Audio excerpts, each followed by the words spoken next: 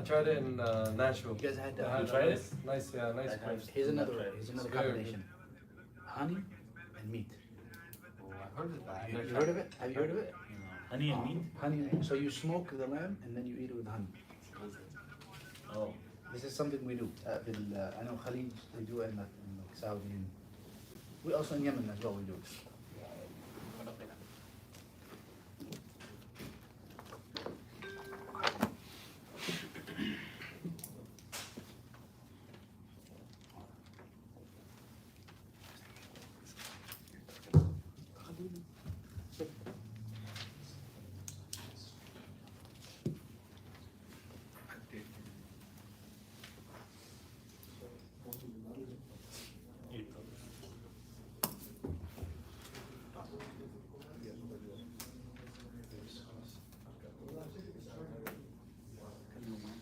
بسم الله الرحمن الرحيم الحمد لله رب العالمين والصلاة والسلام على أشرف المرسلين سيدنا محمد وعلى آله وصحبه أجمعين وبعد اللهم علمنا ما ينفعنا وانفعنا بما علمتنا وزدنا علما.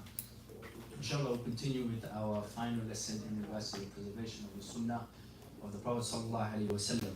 In our first lesson, we covered the preservation of the Sunnah during the time of the Prophet sallallahu alaihi wasallam while he was alive, how the companions preserved the Sunnah. Then after the death of the Messenger sallallahu alaihi wasallam, how the companions and the tabi'in and atba' tabi'in preserved the Sunnah of the Messenger sallallahu alaihi wasallam. And inshallah, we'll finish off with the 6 books of Hadith, introduction to the 6 books of Hadith, and also some doubts that these Hadith rejectors bring in regards to the Sunnah of the Messenger sallallahu alaihi wasallam. So the 6 books of Hadith, there are a compilation of Ahadith that are compiled within 6 different books. 2 of the books are known as Sahih, and the other 4 are known as Sunan. And together combined, there's 6 books in Hadith that majority of the scholars, they say that the ahkam of the whole religion, you'll find it in one of these 6 books. You'll find it in one of these 6 books. The first one is Sahih al-Bukhari. Sahih al-Bukhari. We'll start with the Mu'allif, when he was born, when he passed away, the reason or the cause that led him to author the book, and some things related to the book, and then we'll move on to the next book, bi'idhnillah. So the first one is Al-Imam al-Bukhari. Al-Imam al-Bukhari, he has a name and a title. His title, as the scholars would say, his title was Amir al-Mu'mineen fil Hadith. Amir al-Mu'mineen fil Hadith. Is the leader of the believers in the matters of Hadith. In the matters of Hadith. And this is a high status, a high title that a person could be given. Abu Abdullah Muhammad ibn Ismail ibn Ibrahim ibn al-Mughira al-Bukhari. That's the name of Al-Imam al-Bukhari. Abu Abdullah Muhammad ibn Ismail ibn Ibrahim. Subhanallah, he has the name of the Prophet sallallahu alaihi wasallam. His father has the name of the Prophet's grandfather, Ismail, and also his father, Ibrahim. Muhammad ibn Ismail ibn Ibrahim, subhanallah. And he was born in Al-Bukhara in the year 194 after the Hijrah. 194 after the Hijrah. And he started his seek for knowledge in Bukhara before moving on to the different lands of the Muslims to further increase his knowledge. And he passed away in the year 256 after the Hijrah. He passed away in the year 256 after the Hijrah. The book is known as Sahih al-Bukhari. This is the general name that the people give the book, Sahih al-Bukhari. This is the name that became widespread amongst the people. But the author, he gave his book a name. He has an academic name. He has an academic name. The author, he called his book Al-Jami' Al-Musnad Al-Sahih Al-Mukhtasar Min Umuri Rasulillah sallallahu alayhi wa sallam wa sunanihi wa ayyamih. Again, Al-Jami' Al-Musnad Al-Sahih Al-Mukhtasar Min Umuri Rasulillah sallallahu alayhi wa sallam wa sunanihi wa ayyamih. And we'll go through the title and what it means, and if you break down the title of the Mu'allif, you'll understand what his book is about. The Mu'allif, he started with Al-Jami'. بمعنى his kitab, his book is a compilation. It's not limited to a specific field of study. For example, tafsir, for example, seerah, for example, aqidah, for example, fiqh, as you'll find in the other Sunnah books where they just focus on the fiqh. But it is al-jami', so he has some narrations in regards to seerah, some narrations in regards to tariq, some narrations in regards to akhirah, some narration in regards to the start of time, the start of creation, some narrations in regards to fiqh, some narrations in regards to tafsir, and so on. So it is jami', it's a compilation of everything. And then he says al-musnad, bima'na it is with a chain of narration. The mu'allif, he narrates his ahadith with a chain of narration starting from him going all the way back to the Messenger sallallahu alaihi wasallam. So you can follow up on his narrations and trace it back to who? To the Messenger sallallahu alaihi wasallam. So he added the asanid in his book. As-sahih, authentic. In here, the mu'allif rahimahullah, he just focused on compiling the ahadith that are authentic.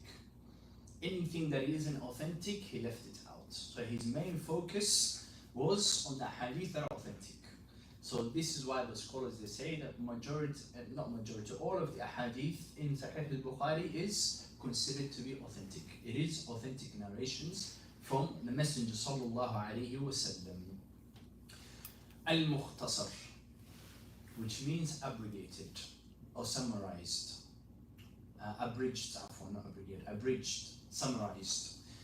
This is a summary from the hadith that the mu'allif narrated in his kitab.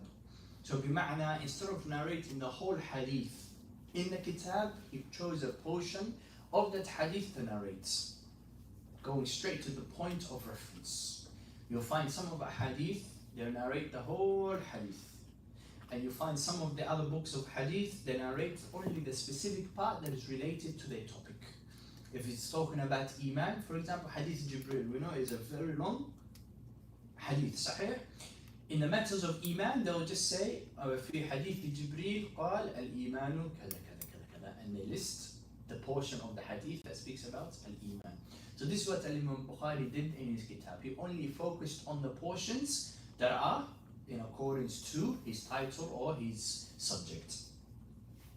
من أمور رسول الله صلى الله عليه وسلم, in regards or from the matters pertaining to the Messenger صلى الله عليه وسلم, وسننه, and his sunan, his way of life, وأيامه, and his days, so his seerah.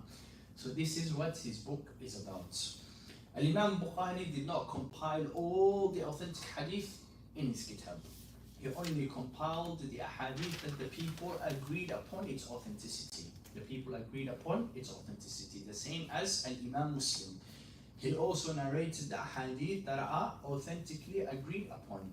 Al-Imam Bukhari, he mentions that he knows 100,000 ahadith that are authentic. And if you go through his book, you'll find it that his ahadith don't go more than 10,000. It's less than 10,000 as a matter of fact.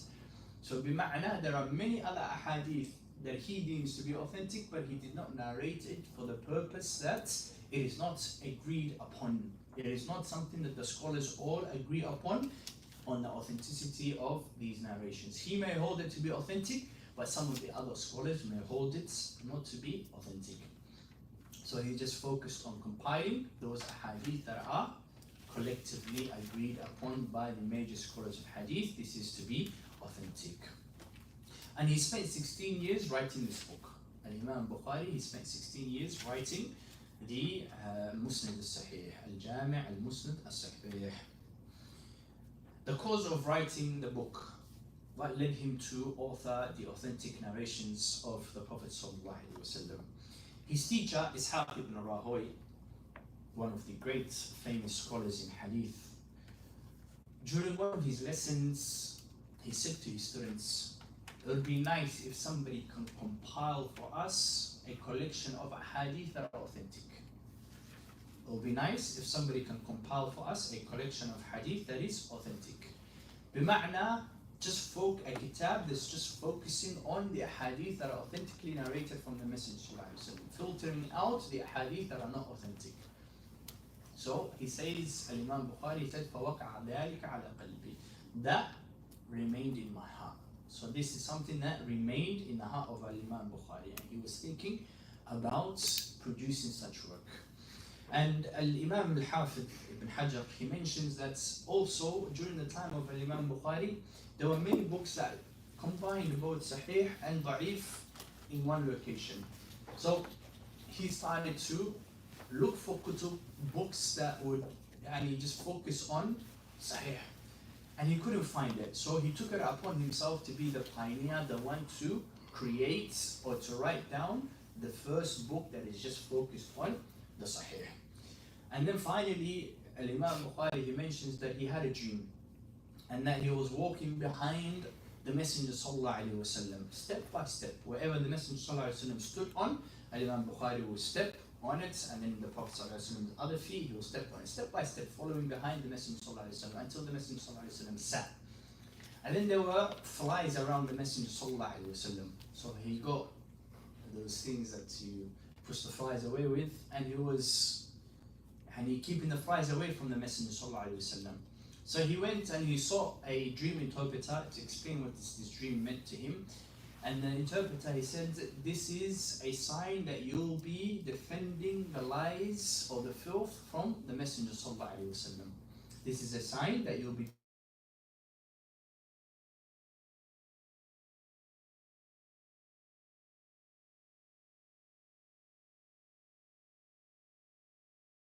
ended up making the Mu'allif write this famous book that remained with us, and inshallah will remain for the time to come in the future, bi'idhnillah.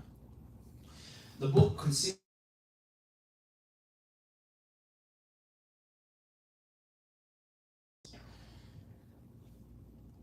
with a total of 3,931 subchapters.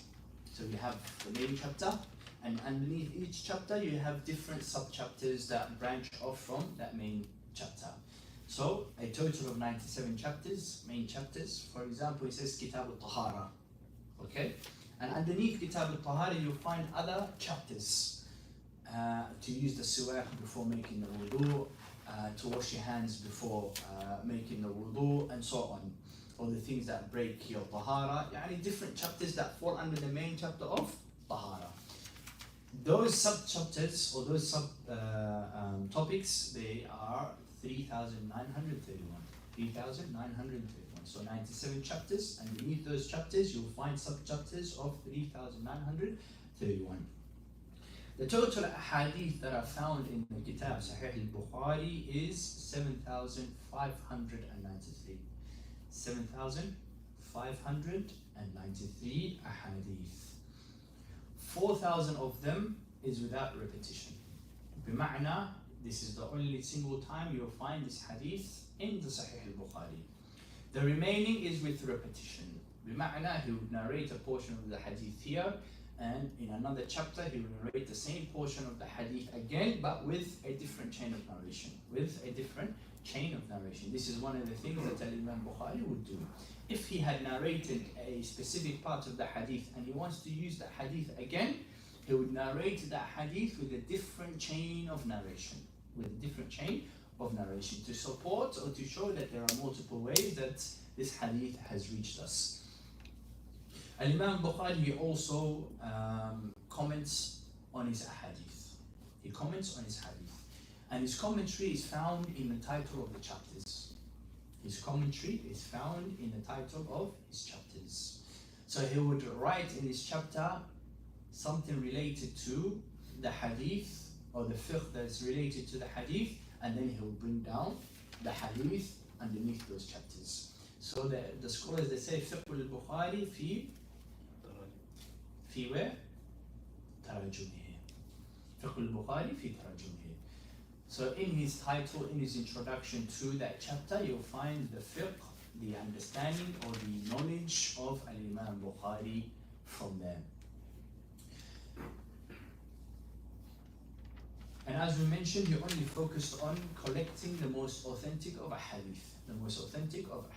He knew more than that 4,000, that 7,000 hadith, but he only focused on the ones that the scholars agreed upon. Some of the ahadith that he narrates, you'll find some scholars, they don't agree with him in regards to the authenticity, but alhamdulillah, majority of the scholars, they're upon that. All the ahadith that are narrated in Sahih al-Bukhari is to be authentic. You'll find that some of the scholars also have works that they have written of the kitab of Sahih al-Bukhari, indicating there are some ahadith that meet the condition of Imam Bukhari, but he left it out. For example, al-Mustadrak. Al-Mustadrak is the ahadith that are compiled by the Imam in regards to some of the ahadith that meet the condition that Imam Bukhari had for his kitab, but he left these ahadith out. And there are many purposes that the Shaykh would have left it out, because of differences of opinion in regards to the hadith, or there was an illah in the hadith that the Imam saw that he left it out. Whatever the reason is, the Imam, he left them out. Some of these mustadrakat, they themselves, even though they meet the conditions of Imam Bukhari, they have faults in them, they have mistakes in them, and this has been proven by the scholars in regards to the mustadrakat. The narrators of Al-Jami' al-Sahih or Al-Musnad al-Sahih, Al-Jami' al-Musnad al-Sahih, the kitab of Imam Bukhari, whenever he finished his book, he would narrate his book to his students, and his students would have memorized this and narrated it to their students. So they took the kitab, the narrations of Imam Bukhari by memory. Some of them were able to write as well, so they would document and write the narrations of Imam Bukhari. Some of the narrators that narrated to us the narrations of Imam Bukhari include Ibrahim ibn al-Mu'qil al-Nasafi, Hamad ibn Shakir, Muhammad ibn Yusuf ibn Matar al-Farigri, and he is the one that we have his narrations. Most of Sahih al-Bukhari that we have today, they're based on the narrations of Al-Faribri, and he is the one that heard the whole kitab from start to end from the Imam himself. He heard it from start to end from the Imam himself, and he narrated it to many individuals. In regards to manuscripts, Al-Imam Bukhari, the oldest manuscript is found in Dar al-Kutub al-Qatariyya, Dar al-Kutub al-Qatariyya, Wizarat al-Tarbiyah, and it is about 261 years old. 261 years old.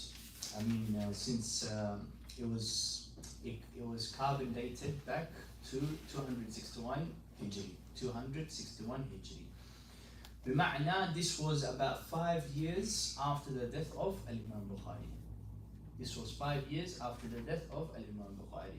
So this shows you that the Sahih of Imam Bukhari was documented as early as his time, and the earliest manuscript that we have was 5 years after his death. It was 5 years after his death, in the year 261. In the year 261. So this is the earliest manuscript or carbon dated manuscripts that we have of Sahih al-Bukhari. The next kitab is Sahih Muslim. Sahih Muslim. And the Imam is Al-Imam Al-Hafiz Abu Al-Husayn Muslim ibn Hajjaj ibn Muslim al-Nisaburi. Abu Al-Husayn Muslim ibn Hajjaj ibn Muslim al-Nisaburi. He was born in the year 204 and he passed away in the year 261. He was also a student that studied locally and took his knowledge locally before moving around to seek knowledge from the different scholars. And on top of that, he was also a student of Al-Imam Al-Bukhari himself. The book was named Al-Musnad Al-Sahih. The Imam, he called his kitab Al-Musnad Al-Sahih. There are other names that were attributed to the kitab, but what is authentically narrated to us is that he called it Al-Musnad Al-Sahih. And he spent over 15 years authoring this book. He spent over 15 years authoring and compiling this book. The cause of him compiling this book is that a student asked him to compile for them something that was authentic, something that did not have a hadith that were weak, narrated weak from the Messenger sallallahu alaihi wasallam. And also the fact that there wasn't many books out there that was authentically narrated from the Messenger sallallahu alaihi wasallam in regards just on the Sahih Hadith or focusing on the Sahih Hadith. He decided to focus on producing a book like that. And his teacher, Al-Imam Bukhari, beat him to it first, followed by Al-Imam Muslim. The book consists of 54 chapters, and he doesn't have sub-chapters. He doesn't have sub-chapters like Al-Imam Bukhari did. He doesn't have commentary on his ahadith books as well. Al-Imam Bukhari had a commentary. The commentary that you'll find on Sahih Muslim, if you find a commentary on it, this is the commentary of Al-Imam Nawawi. Al-Imam Nawawi was the one that added commentary or titles to the kitab of Al-Imam Muslim. It wasn't there before his time. The Imam would name the chapter and he would mention the hadith that are mentioned in that chapter, or the authentic hadith.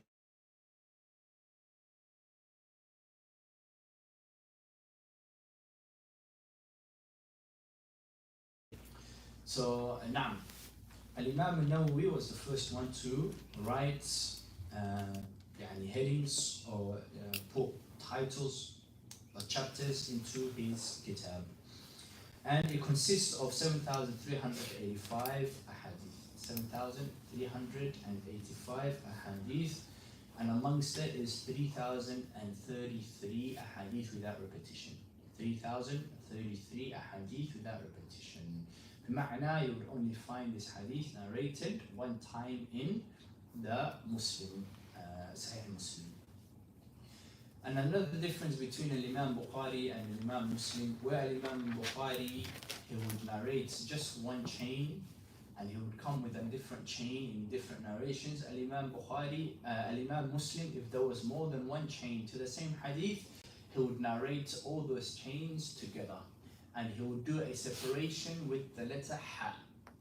And the scholars, they say this ha is tahweel. Tahweel min sanad ila sanad al-akhir. Transfer from a sanad to another sanad. So if the hadith has a point where they all link, he would say the first portion of the hadith all the way to that link, and then he'll write ha. And then start the chain again all the way to that link, and he'll write ha. And start again all the way to that link, and he writes from that link continuing on. Bima'na, all those chains, they meet with this narrator, and from that narrator he goes continuing to the Messenger sallallahu alaihi wasallam. Whereas Imam Bukhari, he was happy to narrate the different chains that came with this hadith in different portions of the kitab. The kitab was narrated to us by many students from Imam Muslim. For example, you have Abu Ishaq ibn Ibrahim ibn Muhammad Sufyan al-Faqih. Unfortunately, he did not hear the kitab kamil, so he narrated a portion of the kitab. And you have Abu Muhammad Ahmed ibn Ali al-Qalnanisi, and you have Makki ibn Abdan ibn Muhammad al-Tamimi al-Nisaburi, Abu Hamad ibn Sharqi, Ahmed ibn Muhammad ibn Hussein ibn Hassan al-Nisaburi, and you have al-Kisai as well. And all of them narrated from Al-Imam Muslim. All of them narrated from Al-Imam Muslim. And the oldest manuscript that we have that was found in regards to the kitab was found in the year 486. In the year 486 of the Hijrah, which was about 200 years, close to 200 years after the Mu'ayyif. The next kitab is As-Sunan.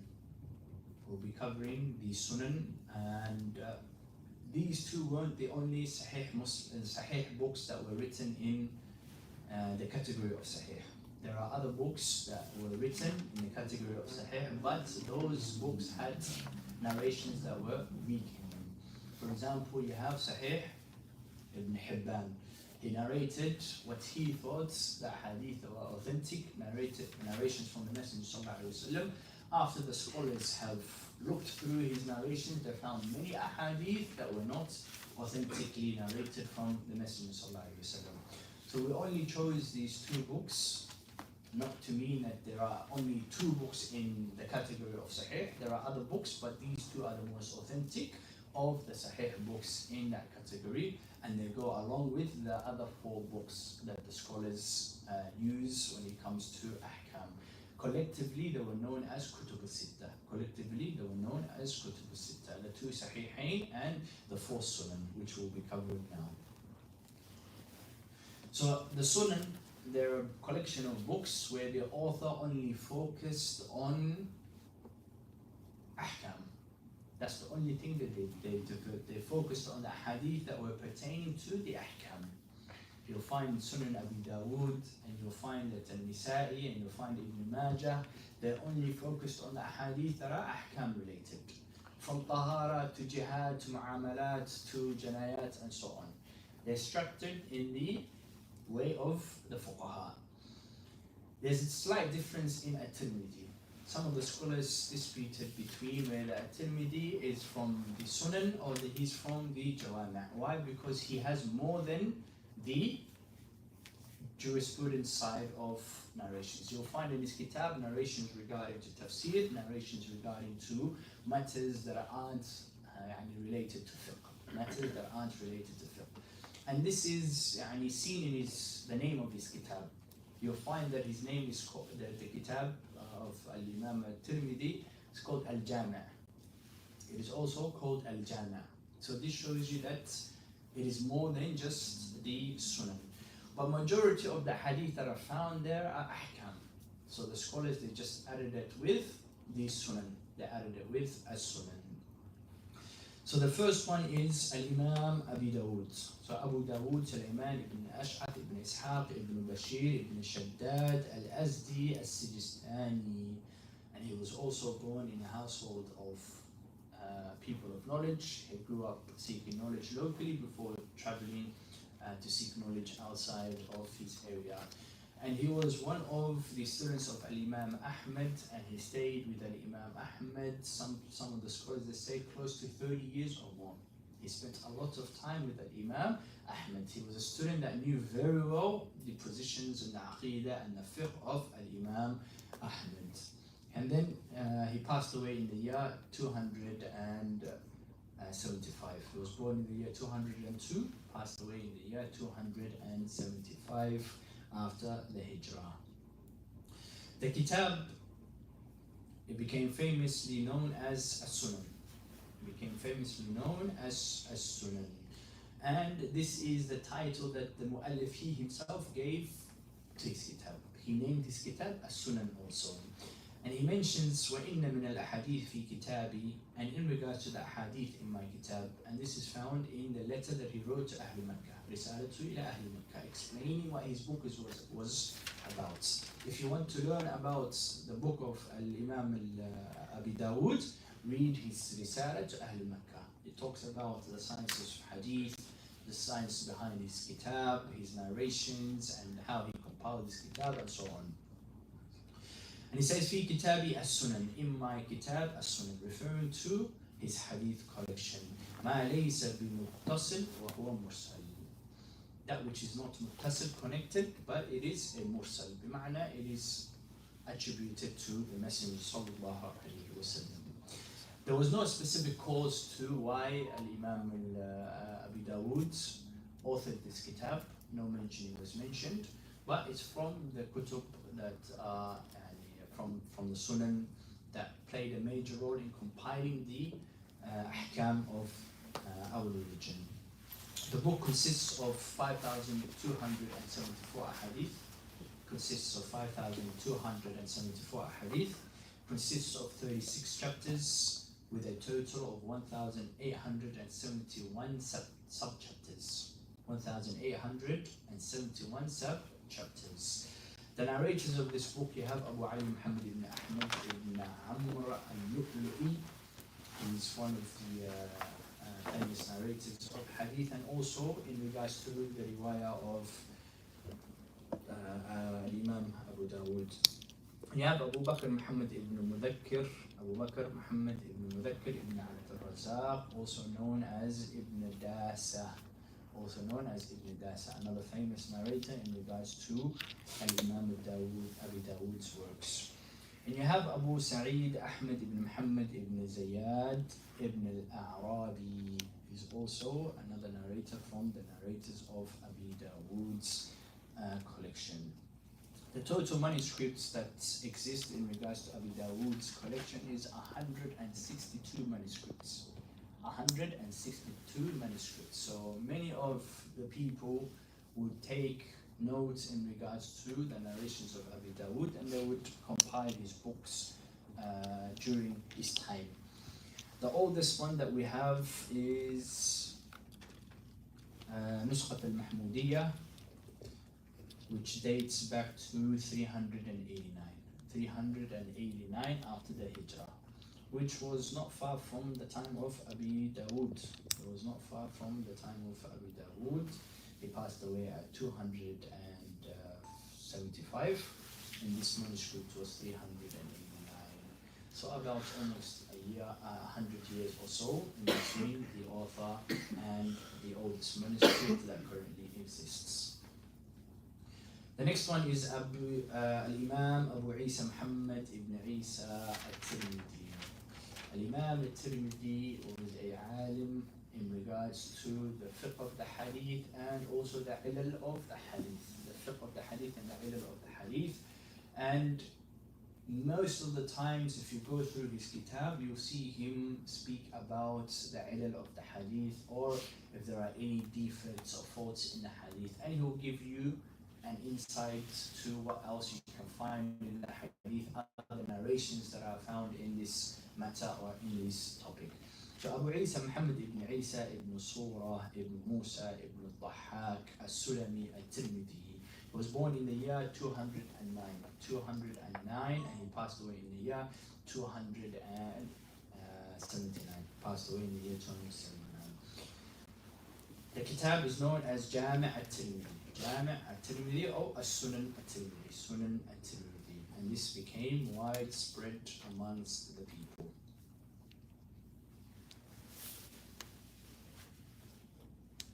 Also, the cause to why he authored this kitab was because the people wanted a compilation in regards to the ahkam of the Prophet ﷺ, the ahadith that are related to the ahkam of the Messenger ﷺ's ahadith. So he started to compile those statements of the Sahabas and the scholars of his times in regards to those ahadith that were related to the ahkam.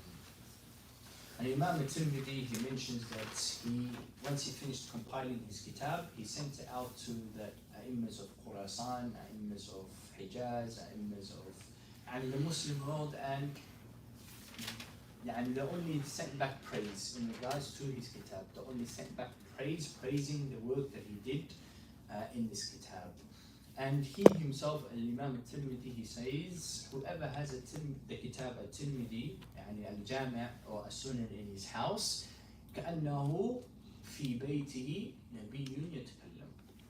It is as if there is a messenger in his house that's speaking. بمعنى, it compiled the hadith of the Messenger ﷺ that covers almost all the ahkam. So if you need a ruling, you open up the kitab, you find a ruling in his kitab. The kitab consists of 3,956 ahadith, 3,956 ahadith, 51 chapters, and under those 51 chapters you have 2,231 subchapters. 2,231 chapters. There are many narrators in regards to Jami' al-Tirmidhi. You have Abu Abbas Muhammad ibn Ahmad ibn Mahbub al-Mahbubi. You have Abu Ali Muhammad ibn Yahya al-Qarrab al-Harawi. You have Abu Sa'id al-Haytham ibn Kulayb al-Shashi, Riwayat al-Shashi, which is one of the famous narrations that we have in regards to Jami' al-Tirmidhi. Abu Muhammad ibn Hassan ibn Ibrahim al-Qattan. There is about 170 manuscripts. 170 manuscripts that are found in regards to the narrations of Al-Imam al-Tirmidhi. And the oldest of those manuscripts is a nusqa that is jarit, which is in the hands of the Jews, and it was dated back to 516 of the Hijrah. 516 of the Hijrah. The next kitab is the kitab of Al-Imam al-Nisa'i, As-Sunan al-Sughra or As-Sunan al-Kubra. Inshallah, we'll finish off the al-Nisa'i and Ibn Majah. They're both not much, and then inshallah we'll pray Maghrib and then we'll continue with the doubts that the people of hadith rejection bring forth in regards to the hadith of the Messenger. So Al-Imam al-Nisa'i, his name is Al-Imam Abu Abdurrahman Ahmad ibn Shu'ayb ibn Ali ibn Bahr al-Nisa'i, and was born in the year 215 and he passed away in the year 303. He was an alim, a major alim in regards to the fiqh of the ahadith. He sought knowledge locally before also moving abroad from his locality to seek further knowledge. His kitab is known as Sunan al-Sughra or al-Mujtaba, or also it has the name as al-Mujtana with the noon instead of the ba. The scholars differed in its name, but at the end of the day, each one of these is correct. Or if you say Sunan al-Nisa'i, it is also sufficient. This is what became widespread from the people. The people know his kitab as Sunan al-Nisa'i. So the cause was that Al-Imam al-Nisa'i, he wrote a kitab known as Sunan al-Kubra. And one of the leaders or the rulers asked him in regards to the book, that everything in it is authentic and whatnot. He said, no, not everything in it is authentic. So he said, we want the narrations that are authentic. So he rewrote that kitab, Sunan al-Kubra, and he wrote Sunan al-Sughra. He wrote Sunan al-Sughra, eliminating the hadith that are weak and just focusing on the authentic narrations that are found in Sunan al-Kubra. The book consists of a total of 5,800 hadith, and consisting of 52 chapters, 52 chapters without subchapters, 52 chapters without subchapters. The book was narrated by his son, Abdulkadir, who was the main narrator of the kitab. Also, Abu Muhammad ibn Muawiyah al-Qurashi al-Andalusi, Ibn al-Ahmar, also known as Ibn al-Ahmar, he narrated his kitab. Also, Abu Hassan Ahmad ibn Muhammad ibn Abi Tamam, also Abu Muhammad al-Hassan ibn Rashir al-Askari. There is a total of 95 manuscripts in regards to the kitab, and the oldest one it is found in Al-Khalidiyya bil-Quds, which dates back to 383 after the Hijrah. The next kitab is Sunan ibn Majah, and the author of that kitab is Abu Abdullah Muhammad ibn Yazid ibn Majah, and he was born in the year 209 and he passed away in the year 272. His name, the kitab is known as Sunan ibn Majah. It was known as Sunan ibn Majah, the Sunan of Ibn Majah. Initially, the kitab was not part of the 6 books of hadith. It was not part of the 6 books of hadith. The 6 books of hadith was consistent of the 2 Sahihain, the 3 Masanid that we just mentioned, the 3 Sunan that we just mentioned, and the Muwatta of Al-Imam Malik. That was the 6th book. Some of the scholars later on removed the kitab of Al-Imam Malik al-Muwatta because majority of the hadith you'll find it in Sahih al-Bukhari, Sahih Muslim, or in the other Sunan. Lakin Al-Imam Ibn Majah had many ahadith in his kitab that were not found in any of the other ahadith books. So it was very important to have that kitab part of the 6 books of hadith because of the amount of hadith that were collected in there that is not found in the other books. There was no main cause that led to why the Imam authored the kitab.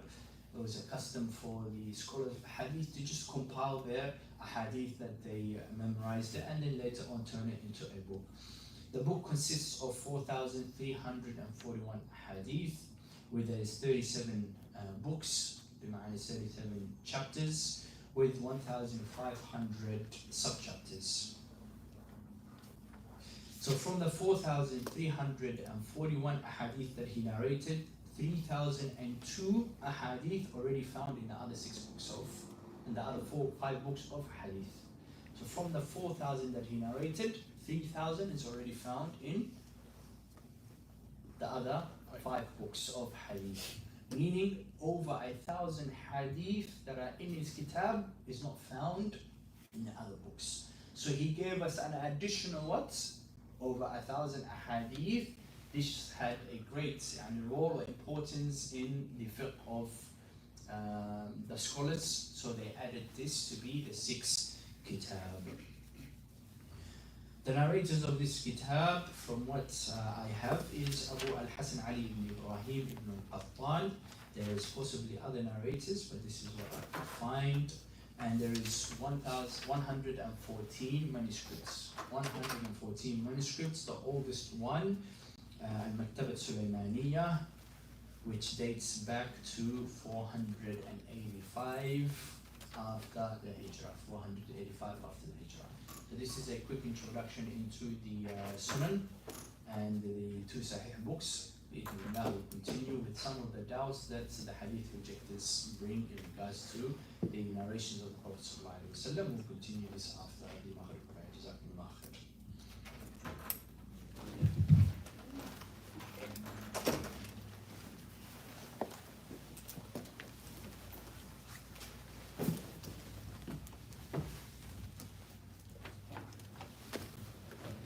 Allahu Akbar, Allahu Akbar, Allahu Akbar, Allahu Akbar. Ashhadu an la ilaha illallah. Ashhadu an la ilaha illallah. Ashhadu anna Muhammadan Rasulullah. Ashhadu anna Muhammadan Rasulullah. Hayya ala as-salah. Hayya ala as-salah.